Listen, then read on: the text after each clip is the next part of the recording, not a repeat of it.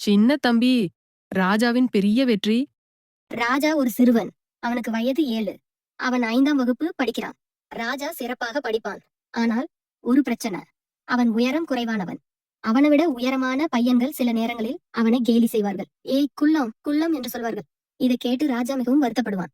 ஒரு நாள் அவன் வீட்டுக்கு வந்து அம்மாவின் மடியில் படுத்து அழுறான். அம்மா, நான் ஏன் இப்படி சின்னவனாக இருக்கிறேன்? நான் உயரமாக வளர மாட்டேனா என்று கேட்டான். அம்மா அவனை தட்டிவிட்டு சொன்னாள், குழந்தாய், ஒருவரின் உயரம்தான் அவரின் மதிப்பை காட்டாது. உன் மனதின் உயரம்தான் முக்கியம். நீ எவ்வளவு பெரியவனாக நினைக்கிறாய் என்பதுதான் முக்கியம். இதை கேட்டு ராஜாவுக்கு ஒன்னும் புரியவில்லை. மறுநாள் பள்ளியில் மாஸ்டர் ஒரு அறிவிப்பு கொடுத்தார். குழந்தைகளே, வாரத்தின் முடிவில் நமது பள்ளிக்கு ஓட்ட பந்தயம் உண்டு. 500 மீட்டர் ஓட்டம். விரும்பும் அனைவரும் பங்கேற்கலாம். அனைவரும் மிகவும் எக்ஸைட்டடாக இருந்தார்கள். ஆனால் ராஜா மட்டும் மூலையில் உட்கார்ந்திருந்தான். நான் சின்னவன், நான் எப்படி பெரிய பையன்களோட ஓட முடியும்? நிச்சயம் தோற்றுவிடுவேன் என்று நினைத்தான். அன்று இரவு அவன் தன் அப்பாவிடம் சொன்னான். அப்பா சிரித்துக்கொண்டே சொன்னார், ராஜா, ஒரு பந்தயத்தில் வெல்வதே எப்போதும் முக்கியமில்லை. முயற்சி செய்வதுதான் முக்கியம். நீ முயற்சி செய். முடிந்தவரை வேகமாக ஓடு. நீ ஓடிய அந்த தூரம் உனக்கு ஒரு தங்க பதக்கத்தை விட மதிப்பு வாய்ந்தது. ராஜாவுக்கு தைரியம் வந்தது. சரி அப்பா, நான் முயற்சி செய்கிறேன் என்றான். பந்தய நாள் வந்தது. பார்வையாளர்கள் நிறைய இருந்தார்கள். உயரமான வலுவான பையன்கள் எல்லாரும் வார்ம் அப் செய்து கொண்டிருந்தார்கள். ராஜா கூட தனது சிறிய கால்களை ஸ்ட்ரெச் செய்தான். டக்குன்னு பீரங்கி சத்தம் கேட்டது. பந்தயம் தொடங்கியது. அனைவரும் ராக்கெட் போல முன்னே ஓடினார்கள்.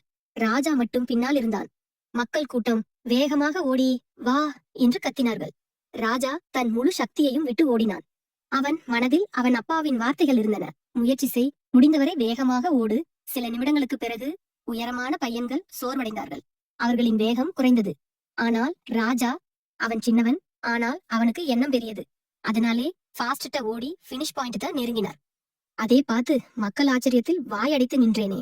ஆனா ராஜா 3வது இடம் வந்தான். அவனுக்கு ஒரு வெண்கல பதக்கம் கிடைத்தது. ராஜாவின் முகம் பிரைடு மின்னியது.